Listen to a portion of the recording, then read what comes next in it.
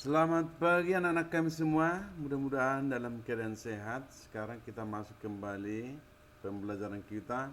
Inilah pembelajaran kita yang terakhir dalam semester ini. Kalau di video yang ke-11 kita pelajari mengenai translasi dengan refleksi. Sekarang video ke-12 ini yang kita pelajari adalah rotasi dan dilatasi. Yang pertama kita pelajari adalah rotasi atau perputaran. Rotasi pada bidang datar ditentukan oleh pusat rotasi, besar sudut rotasi, dan arah rotasi. Di dalam rotasi ada dua hal yang paling utama kamu ketahui, yaitu rotasi. Apabila dia searah dengan arah perputaran jarum jam, maka sudutnya adalah negatif. Dan yang berlawanan dengan arah perputaran jarum jam, maka sudutnya adalah positif.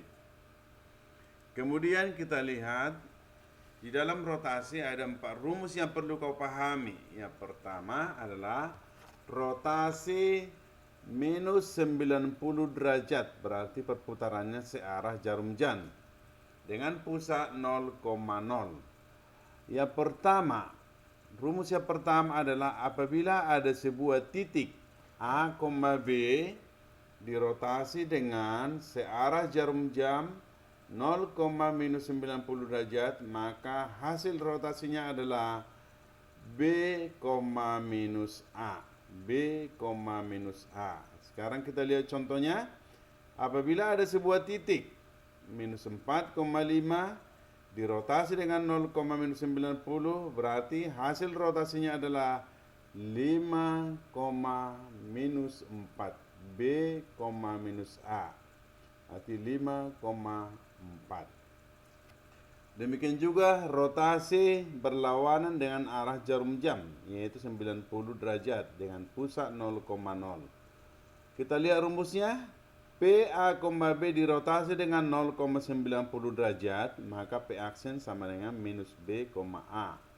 Contoh, P sama dengan minus 4,5 dirotasi dengan 0,90, maka hasilnya adalah minus B, A. Atau contohnya kita lihat P sama dengan minus 4,5 dirotasi dengan 0,90, maka P aksen atau hasil rotasinya adalah minus 5, minus 4. Demikian juga yang ketiga, yaitu rotasi 180 derajat dengan pusat 0,0. Maka titik P, A, B dirotasi dengan 0,180 derajat, maka P aksen sama dengan minus B, A. Dari A, B menjadi minus B, A. Demikian juga contohnya titik P minus 4,5 dirotasi dengan 0,180, berarti hasilnya sama dengan minus 5, minus 4. Demikian juga hasilnya sama. Kalau minus 180 juga dirotasi dengan pusat 0,0, maka hasilnya sama dengan minus B, A. Contoh minus 4,5 dirotasi dengan 0, minus 80 derajat, maka hasilnya adalah minus 5, minus 4. Maka inilah rumus yang perlu kamu ketahui di dalam pembelajaran materi rotasi. Sekarang kita lihat pelajaran kita yang terakhir, yaitu dilatasi atau perkalian. Perkalian atau ini nanti ada pembesaran, ada perkecilan ya. Yang pertama kita lihat dulu definisinya. Dilatasi dengan pusat 0,0 dan faktor skala K, maka dapat dinyatakan dengan notasi 0, K. Contoh kita lihat. Rumus yang pertama, P, A, B dilatasi dengan 0, K.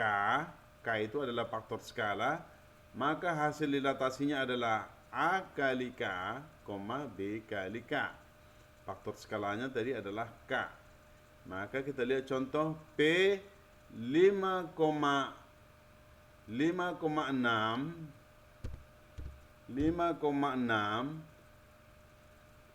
dilatasi dengan 0,5, maka P aksennya atau hasil dilatasinya adalah 5 kali 5,5 kali 6, berarti 25,30. Kemudian yang kedua, pada dilatasi bangun dengan faktor skala K. Luas bangun hasil atau bayangan sama dengan K kuadrat kali luas bangun asal. Contoh, sebuah bangun luasnya 20 cm kuadrat. Tentukan luas hasil bangun dengan faktor skala sama dengan 3. Berarti luas bangun hasil dilatasi sama dengan 3 kuadrat kali 20 atau K kuadrat kali luas bangun asal. Berarti 9 kali 20 sama dengan 180. Itu adalah rumus yang kedua.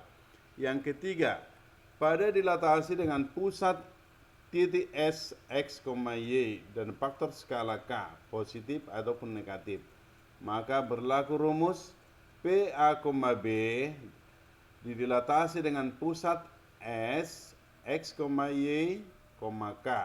Maka hasil dilatasinya adalah K kali A kurang X tambah X, K kali B kurang Y tambah Y. Contoh supaya bisa dipahami, P6,5 didilatasi dengan pusat dilatasi 4,3. Faktor skala sama dengan 2.